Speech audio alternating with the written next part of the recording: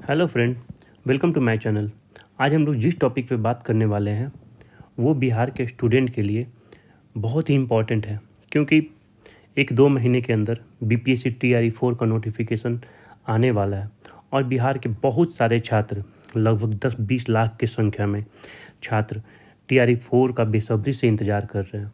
लेकिन उनमें बहुत सारे ऐसे छात्र भी हैं जो पहले कॉम्पिटिटिव एग्ज़ाम नहीं दिए हैं और उनको टीआरई 4 क्रैक करना है, या बहुत सारे छात्र ऐसे भी हैं जो पहले कॉम्पिटिटिव एग्ज़ाम दिए तो हैं परंतु किसी कारण से वो क्रैक नहीं कर पाए हैं टीआरई 4, टीआरई 3, टीआरई 2 और टीआरई 1।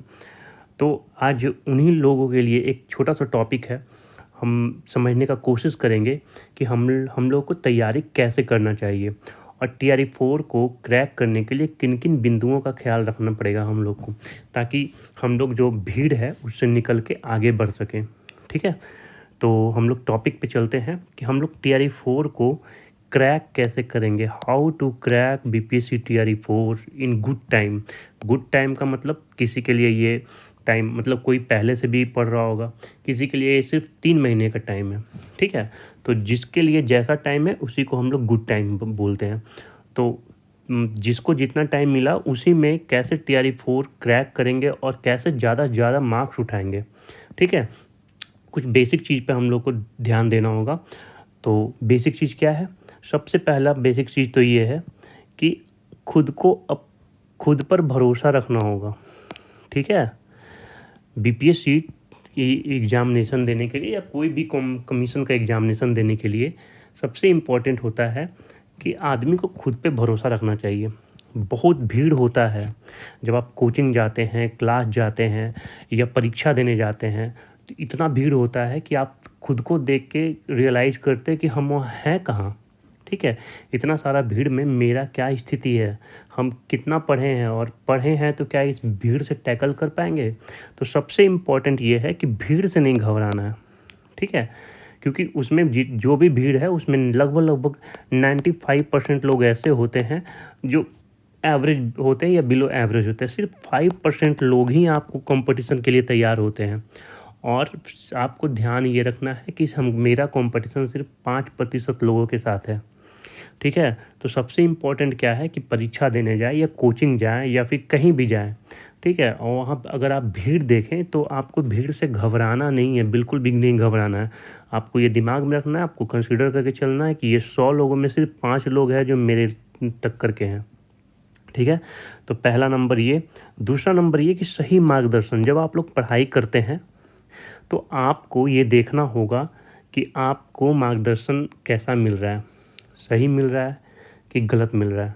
ठीक है, बहुत जगह ऐसा है। मार्गदर्शन का अर्थ क्या हुआ कि जो आपके शिक्षक जो आपको पढ़ा रहे हैं वो आपको सिलेबस के अनुसार पढ़ा रहे हैं। आपके शिक्षक पहले बीपीएससी एग्जामिनेशन दिए हैं या फिर पहले एग्जामिनेशन के लिए तैयारी करवा चुके हैं, और करवा चुके हैं तो कितने लोगों को आपके कोचिंग से हुआ है। ठीक है, ये भी देखना है।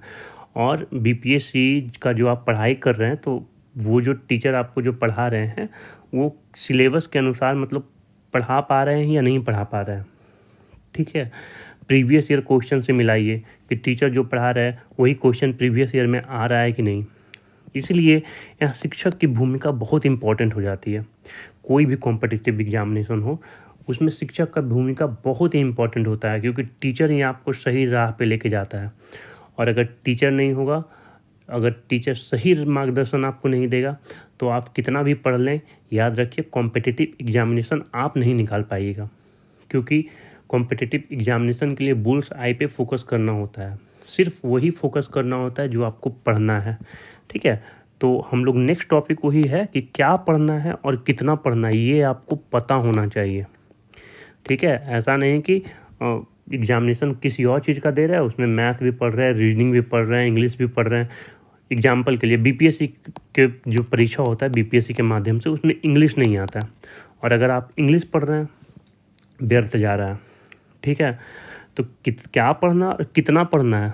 अब उदाहरण के लिए बीपीएससी टीआरई में 120 क्वेश्चन आता है 1 to 5 में। ठीक है, सारे जीके होते हैं और इसमें से लगभग 30 क्वेश्चन या 20 से 30 कह लीजिए क्वेश्चन मैथ का आता है और आप ज़रा सोचिए, सिर्फ और सिर्फ मैथ पे आप फोकस कर रहे हैं, जीके को मतलब कंसिडरेशन में नहीं ले रहे हैं, तो आप अगर 100 to 100 एक्यूरेट करें, जो कि पॉसिबल नहीं है, फिर भी आप 20 से 30 नंबर ही ला पाइएगा।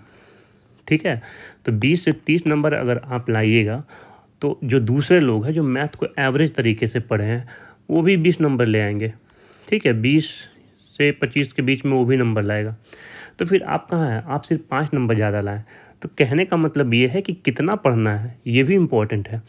क्या पढ़ना है वो तो इम्पोर्टेंट है, कितना पढ़ना है, सिर्फ मैथ ही पढ़ना है, सिर्फ जीके ही पढ़ना है, सिर्फ रीडिंग ही पढ़ना है, कितना पढ़ना है ये इम्पोर्टेंट है। ठीक है, तो हम लोग देखेंगे सिलेबस की कौन से क्वेश्चन पोर्शन को हमको ज़्यादा फोकस करना होगा। तो जैसा कि अभी हम बताएं कि 20 से 30 क्वेश्चन ही मैथ का आता है, तो इसको हम लोग रेगुलर तो बनाएंगे, लेकिन फोकस हम लोग का क्या रहेगा, जो 90 क्वेश्चन आ रहा है, 90 से 100 क्वेश्चन जो आ रहा है। ठीक है, ये है जीके, और जीके का 90 से 100 क्वेश्चन आ रहा है। अगर हम जीके पे ज़्यादा फोकस करें, मैथ और रीजनिंग पे थोड़ा फोकस करें, तो हम लोग का रिजल्ट श्योर एंड सर्टेन हो जाएगा। तो पहला हम लोग को ये भी देखना है कि हम लोग को कितना पढ़ना है और क्या पढ़ना है। ठीक है, घर में कैसे पढ़ाई करते हैं ये भी इम्पॉर्टेंट हो जाता है कि हम लोग घर में कैसे पढ़ाई कर रहे हैं, कितना देर तक पढ़ाई कर रहे हैं। ठीक है, तो घर में कभी कभी क्या होता है, हम लोग बहुत देर तक पढ़ाई करते हैं, लेकिन क्या पढ़ रहे हैं और किस माध्यम से पढ़ रहे हैं ये भी इम्पोर्टेंट है। मोबाइल का यूज बहुत ही कम करना है, क्योंकि जब हम लोग मोबाइल का यूज करके पढ़ाई करते हैं तो डिस्ट्रैक्ट हो जाते हैं हम लोग, और डिस्ट्रैक्शन के कारण हम लोग को जो पढ़ना है वो नहीं पढ़ पाते हैं। तो मोबाइल का यूज सिर्फ डाउट क्लियर करने के लिए हम लोग करेंगे। ठीक है, ज़्यादा से ज़्यादा ऑफलाइन पे हम लोग फोकस करेंगे, जैसे कि किताब हम लोग ज़्यादा पढ़ेंगे, कॉपी पे हम लोग लिखेंगे। ठीक है, कॉपी पे हम लोग लिख कर पढ़ेंगे। ठीक है, उसके बाद प्रिंटेड नोट्स, जो पीडीएफ आप लोग को मोबाइल पे मिलता है, उसको मोबाइल पे नहीं पढ़ के उसको प्रिंट करवाएंगे, और प्रिंट करवा के फिर उसको पढ़ेंगे, तो हम लोग ज़्यादा अच्छे से पढ़ पाएंगे। ठीक है, और अंतिम में क्या है, सेट प्रैक्टिस। सिर्फ सेट प्रैक्टिस नहीं करना है, सेट प्रैक्टिस के साथ साथ कुछ चीज़ ऐसा है जिसका मूल अवधारणा भी समझना है। उदाहरण के लिए अगर हम पारिस्थितिकी तंत्र पे सेट प्रैक्टिस कर रहे हैं, तो पारिस्थितिकी तंत्र क्या है, ठीक है, उसका मूल अवधारणा भी पढ़ना होगा। और मगर मूल अवधारणा से हम लोग अवगत हो गए तो हम लोग ज़्यादा अच्छा कर पाएंगे। ठीक है, तो हम लोग को क्या करना है, सेट प्रैक्टिस करना है, मूल अवधारणा को भी समझना है, और प्रीवियस ईयर क्वेश्चन को भी हम लोग को गंभीरता से लेना है। देखिए, कोई भी कमीशन होता है, कोई भी कमीशन हो, वो क्या करता है कि जो प्रीवियस ईयर का क्वेश्चन है उससे भी उठा के सीधा सीधी देता है, और अगर नहीं भी दिया तो प्रीवियस ईयर क्वेश्चन बनाने से हम लोग को क्या फ़ायदा होगा कि क्वेश्चन कहाँ से आ रहा है, भूगोल से आ रहा है, विज्ञान से आ रहा है, इतिहास से आ रहा है, करंट अफेयर से कहाँ से आ रहा है, ये हमको पता चल जाता है प्रीवियस ईयर क्वेश्चन से।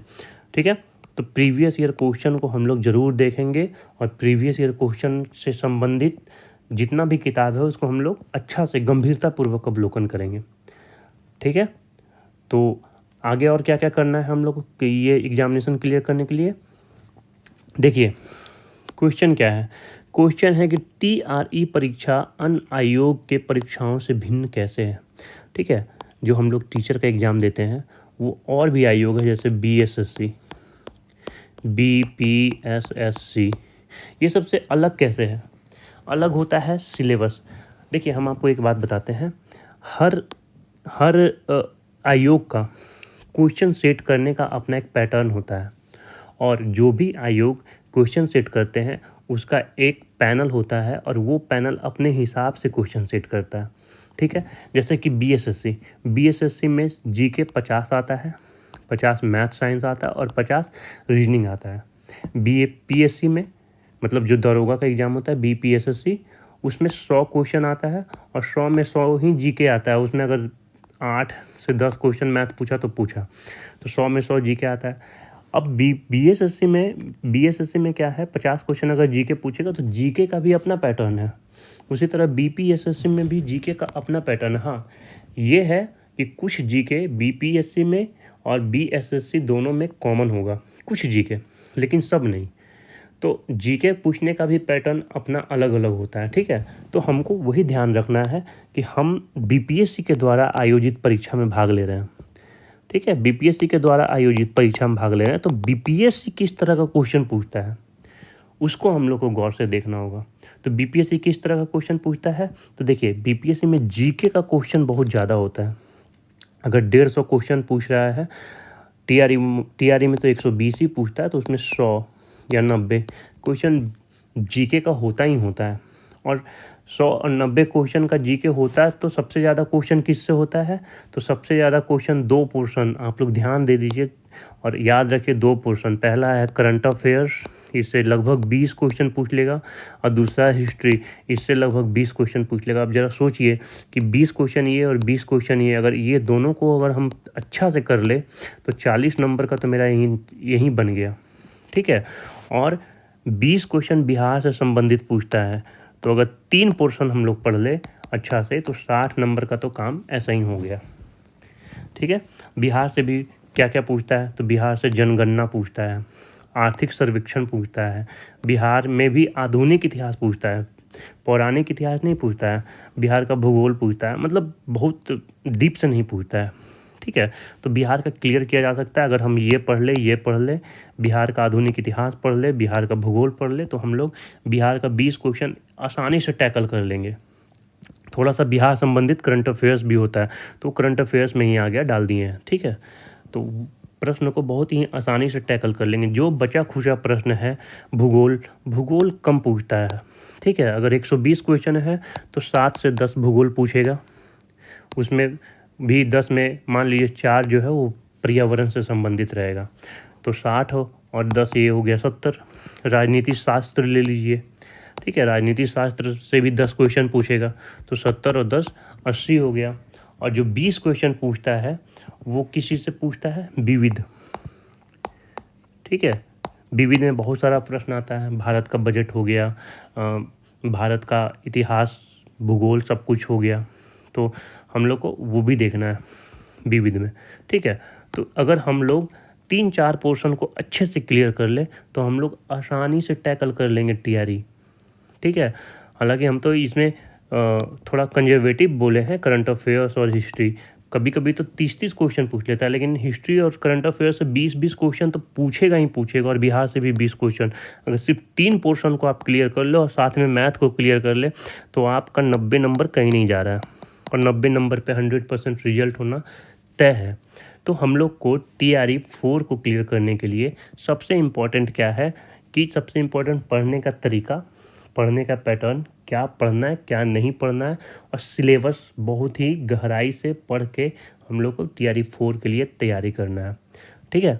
तो हम अगले वीडियो में देखेंगे कि BPSC TRE 4 में कौन कौन सा टॉपिक पढ़ें कि उस टॉपिक से आने का चांसेस सर्वाधिक होगा, ठीक है। तो हम ये चीज़ नेक्स्ट वीडियो में डिस्कस करेंगे। आज के लिए अभी हम इतना ही छोड़ते हैं, और अगला वीडियो में हम लोग देखेंगे कौन से टॉपिक को पढ़े जिससे ज़्यादा क्वेश्चन उससे आता है और उससे